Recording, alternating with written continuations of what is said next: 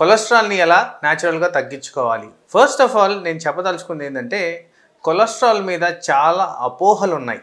అంటే ఈ మధ్యకాలంలో ఏదో రివిజన్ వచ్చిందని చెప్పి సోషల్ మీడియాలో మెసేజ్లు తెగ చూస్తూనే ఉన్నారు. ఈ కొలెస్ట్రాల్ ఇంత తగ్గించాల్సిన అవసరం లేదు, ఇలా ఉంటే పర్వాలేదు. ఇవన్నీ కూడా నాన్సెన్స్ అండి. బేసికలీ కొలెస్ట్రాల్కి చాలా స్ట్రిక్ట్ గైడ్ లైన్స్ ఉన్నాయి. కొలెస్ట్రాల్ అనేది మన బాడీలో చాలా ఎసెన్షియల్ ఎలిమెంట్. చాలా హార్మోన్స్, చాలా స్టెరాయిడ్స్ ఇలాంటివన్నిటికి కూడా పనికొచ్చే ఎలిమెంట్. కానీ అధిక మోతాదుల్లో ఉంటే అది ప్రాబ్లం. అట్లని చెప్పి లోయర్ లెవెల్లో ఉన్నా కానీ అది ప్రాబ్లం. సో కొలెస్ట్రాల్ ఒక లెవెల్స్ మెయింటైన్ చేయడం అనేది ఇంపార్టెంట్.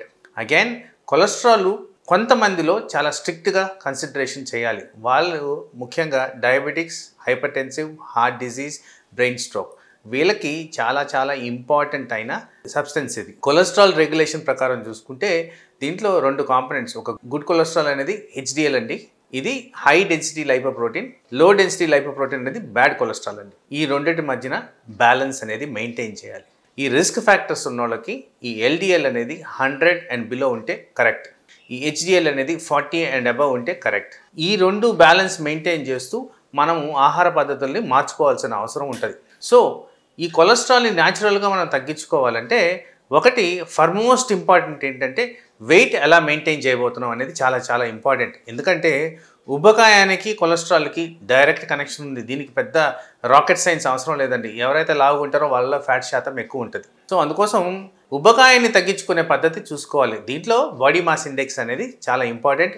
18 to 25 మధ్యన నార్మల్ పర్సన్స్కి మెయింటైన్ చేస్తే డెఫినెట్గా ఫ్యాట్ శాతం అనేది బాడీలో తగ్గేదానికి ఆస్కారం ఉంది. రెండోది మనం చేయాల్సింది ఏంటంటే రెగ్యులర్ ఎక్సర్సైజ్ చేసేటప్పుడు జరిగే ప్రక్రియ ఏంటంటే ఎప్పుడైతే ఎక్సర్సైజ్ చేస్తామో మజిల్ మాస్ పెరుగుద్ది, ఫ్యాట్ మాస్ కరుగుద్ది.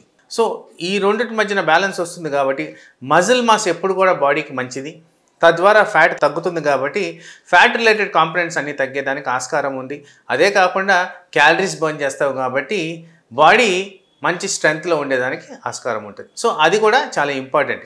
ఈ ఎక్సర్సైజ్ అనేది at least 30 minutes per day covering 3 kilometers మ్యాండేటరీగా చేయడం ఇంపార్టెంట్.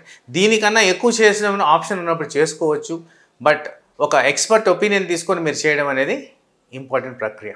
తర్వాత మనం తినే ఆహారంలో కొన్ని పద్ధతులు, నియమాలు పాటించాల్సిన అవసరం ఉంది. First and foremost timing of ఆహారం తీసుకోవడం చాలా ఇంపార్టెంట్. అది 8 o'clock breakfast, 1 o'clock lunch and 8 o'clock dinner. దీంట్లో లీస్ట్ అమౌంట్ మనం 24 గంటల్లో తినే ఆహారంలో లీస్ట్ అమౌంట్ ఆఫ్ ఫుడ్ రాత్రులు ఉండాలి, highest amount of food morning ఉండాలి. కంపల్సరీ బ్రేక్ఫాస్ట్ తినడం అనేది చాలా చాలా ఇంపార్టెంట్ ఉబ్బకాయానికి, కొలెస్ట్రాల్ రెగ్యులేషన్కి, జనరల్ హెల్త్కి. సో ఈ బ్రేక్ఫాస్ట్లో కూడా మనము తీసుకోవాల్సిన జాగ్రత్తలు ఏంటంటే ప్రోటీన్ కంటెంట్ కాస్త ఎక్కువ ఉండేటట్టు చూసుకోవాలి. అట్లీస్ట్ అరౌండ్ 20 నుంచి 30 grams మధ్యన ప్రోటీన్ తింటే ఇది లాంగ్ టర్మ్లో బెనిఫిట్స్ ఉందంటూ సైంటిఫిక్ సూచనలు. దీనికి యాక్చువల్లీ ఏంటంటే ప్రోటీన్ అనేది మనకి మంచి ప్రోడక్ట్ బాడీకి. అలాగే ప్రోటీన్ని కరిగించడానికి బాడీలో excess amount of calories burn అవుతాయి. ఎందుకంటే అది డైజెస్ట్ అవ్వి మనకు బాడీలో ఎనర్జీగా మారడానికి excess amount of calories burn అవుతాయి కదా. ఇది 2 విధాల మనకు పనికొస్తుంది. ఎక్కువ టైం పడుతుంది కాబట్టి ప్రోటీన్ మన బాడీలో డైజెస్ట్ అవ్వడానికి, ఎక్కువసేపు ఆకలి అవ్వకుండా ఉంటుంది కాబట్టి మార్నింగ్ టైం బ్రేక్ఫాస్ట్లో ప్రోటీన్ కంటెంట్ ఎక్కువ ఉండేటట్టు చూసుకోండి. రెండోది వెజిటబుల్ సోర్స్ ఉన్న సాల్యుబుల్ ఫైబర్. ఈ ఫైబర్కి చాలా ఇంపార్టెంట్ వాల్యూ ఉందండి. ఎందుకంటే ఈ ఫైబర్ ద్వారా కూడా కొలెస్ట్రాల్ అబ్జార్ప్షన్ అంటే బాడీలోకి అవ్వకుండా కాపాడడం అనేది జరుగుద్ది. తద్వారా కొలెస్ట్రాల్ లెవెల్స్ లో అయ్యేదానికి ఆస్కారం ఉంది. ఇదే కాకుండా ప్రాపర్ అమౌంట్ ఆఫ్ కార్బోహైడ్రేట్ తీసుకోవాలే కానీ ఆ carbohydrate measured amount of carbohydrate తీసుకుంటే మంచిది. So in general principal protein and fibre content ఎక్కువ ఉండాలి, కార్బోహైడ్రేట్ తక్కువ ఉండాలి. ఫ్యాట్స్ అండ్ ఆయిల్స్ ఆబ్వియస్గా నేను చెప్పనవసరం లేదు, అది మరింత తగ్గించుకోవడం చాలా ఇంపార్టెంట్. మరి ఫ్యాట్స్ అండ్ ఆయిల్స్లో కూడా వెజిటబుల్ సోర్స్ ఉన్న ఫ్యాట్స్ అండ్ ఆయిల్స్ చాలా మంచిది. ఎందుకంటే యానిమల్ సోర్సెస్ నుంచి వచ్చే ఆయిల్స్లో ఎక్కువ శాతం సాచురేటెడ్ ఫ్యాటీ యాసిడ్స్ ఉంటాయి కాబట్టి ఈ సాచురేటెడ్ ఫ్యాటీ యాసిడ్స్ వల్ల బ్రెయిన్ స్ట్రోక్, హార్ట్ అటాక్, వివిధ రకాల డిజీజెస్ ఏవైతే ఉంటాయో ఇవన్నీ వచ్చేదానికి ఆస్కారం ఉంది.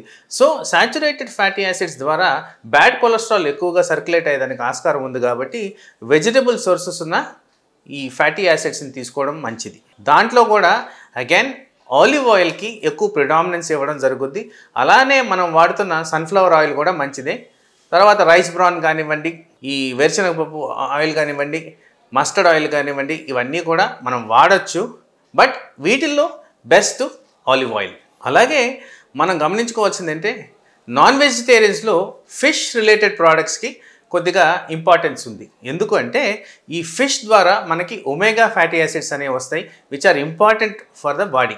అంటే గుడ్ కొలెస్ట్రాల్ని పెంపొందించే యాక్టివిటీ ఉన్న సోర్సెస్ ఆఫ్ ప్రోటీన్లో ఇది ఫిష్ అనేది చాలా ఇంపార్టెంట్. అలాగే మిల్క్ రిలేటెడ్ ప్రోడక్ట్స్ కూడా మనకు మంచిది. తద్వారా అంటే దీంట్లో మళ్ళీ ఫ్యాట్ ఫ్రీ మిల్క్ అనేది చూసుకోవడం ఇంపార్టెంట్. తద్వారా ప్రోటీన్ కంటెంట్ పెరిగి కొలెస్ట్రాల్ కంటెంట్ తగ్గేదానికి ఆస్కారం ఉంది.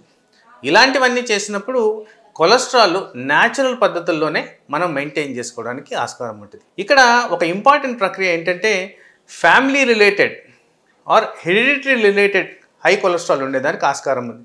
ఇవి వివిధ రకాలుగా ప్రజెంట్ అవుతూ ఉంటాయి. వీళ్ళల్లో కూడా అగైన్ తరచుగా బ్లడ్ చెక్ చేసుకోవడం, వయసు మీద ఎక్కువ కాన్సన్ట్రేషన్ చేయకుండా ఫ్యామిలీలో ఎలా వచ్చింది ఈ హై కొలెస్ట్రాల్ అనేది గమనించుకుంటూ అదే వయసుకు వచ్చినప్పుడు చెక్ చేసుకొని దాన్ని ఎక్స్పర్ట్ సలహా ద్వారా మనం దాన్ని నివారించుకోవడం అనేది చాలా చాలా ఇంపార్టెంట్ ప్రక్రియ.